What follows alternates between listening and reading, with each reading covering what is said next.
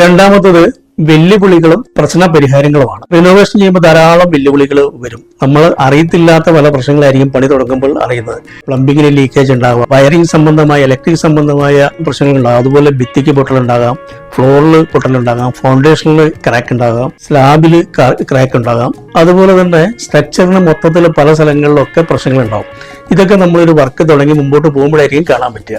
ഇടഭിത്തികൾ എടുത്ത റൂമിന്റെ ഒക്കെ വലിപ്പം കൂട്ടാനാണ് ഉദ്ദേശിക്കുന്നതെങ്കിൽ ചിലപ്പോൾ ഈ സ്ലാബിലൊക്കെ ക്രാക്കുകൾ ഉണ്ടായിരിക്കാം. അപ്പൊ ഭിത്തി എടുത്തതിന് ശേഷം നമ്മൾ അവിടെ ബീമുകളൊന്നും ചെയ്യരുത്. ഭിത്തി എടുക്കുന്നതിന് മുമ്പ് തന്നെ എവിടെയാണോ നമുക്ക് ബീമുകൾ കോൺക്രീറ്റ് ചെയ്യണമെങ്കിൽ കുറെ ടൈം എടുക്കും. അതിന് ഐസെക്ഷൻ മുതലായ കാര്യങ്ങളൊക്കെ വെച്ച് കഴിഞ്ഞതിന് ശേഷം നമുക്ക് ആവശ്യമുള്ള ഭിത്തികൾ എടുക്കുകയൊക്കെ ചെയ്ത് കഴിഞ്ഞാൽ പ്രശ്നം ഉണ്ടാകില്ല. ആ രീതിയിലൊക്കെ ചെയ്യണമെങ്കിൽ ഈ കരാറുകാരൻ നല്ല എക്സ്പീരിയൻസ്ഡ് ആയിട്ടുള്ള ആളായിരിക്കണം. ഇതിന്റെ പ്രശ്നങ്ങൾ മനസ്സിലാക്കാൻ പറ്റുന്ന ആളായിരിക്കണം. ഇങ്ങനെയുള്ള കാര്യങ്ങളൊക്കെ ഉണ്ടാകുമ്പോൾ നമ്മുടെ ബജറ്റും സമയക്രമങ്ങളും ഒക്കെ നമ്മൾ തന്നെ ഒന്ന് അഡ്ജസ്റ്റ് ചെയ്ത് ക്രമീകരിക്കേണ്ടി വരും.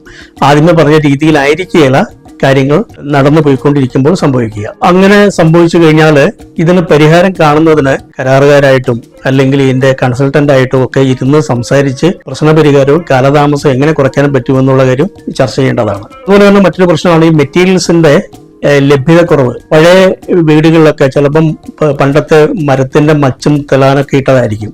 അതൊക്കെ അതേപോലെ തന്നെ കണ്ടിന്യൂ ചെയ്യേണ്ട സാഹചര്യം വന്നു കഴിഞ്ഞാൽ അതിന് കണക്കായ മരങ്ങളോ ഒന്നും കിട്ടാൻ സാധ്യതയുണ്ട് ഇല്ലെങ്കിൽ, അല്ലെങ്കിൽ അതിന് സമയമെടുക്കുമെങ്കിൽ അതിനൊക്കെയുള്ള ഒരു പരിഹാരം അല്ലെങ്കിൽ അതിനൊരു ഓപ്ഷൻ കണ്ടുവെക്കേണ്ടത് ആവശ്യമാണ്. മെറ്റീരിയൽ സെലക്ട് ചെയ്യുമ്പോഴും നമ്മളൊരു ബാക്കപ്പ് പ്ലാൻ തയ്യാറാക്കണം. കാരണം അത് കിട്ടുന്നില്ല എങ്കിൽ ഒരു പ്ലാൻ ബി നമ്മൾ ചെയ്യേണ്ടതാണ്.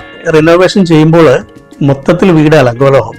ഫ്ലോറിംഗ് ഒന്നും ചില സ്ഥലങ്ങളിൽ മാറ്റുന്നുണ്ടാവില്ലായിരിക്കും. അങ്ങോട്ടേക്കൊക്കെ പല സാധനങ്ങൾ വീണ്ടും വേസ്റ്റുകൾ വീണ്ടൊക്കെ നമുക്ക് വലിയ മാനസിക പ്രശ്നം ഉണ്ടാകും. അപ്പം ഈ പണിക്കാരായിട്ടോ കരാറുകാരായിട്ടോ പ്രശ്നങ്ങൾ ഉണ്ടാക്കുകയല്ല വേണ്ടത്. നമ്മൾ ആ സാഹചര്യം മനസ്സിലാക്കി അവരോട് അഡ്ജസ്റ്റ് ചെയ്ത് നിന്ന് നമ്മളെ കാര്യങ്ങൾ പരിഹരിക്കാനാണ് ശ്രമിക്കേണ്ടത്. ഇങ്ങനെയുള്ള റിനോവേഷൻ നടക്കുന്ന വീടുകളിലെ സമാനമായ പ്രശ്നങ്ങൾ ധാരാളം ഉണ്ടാവാറുണ്ട്.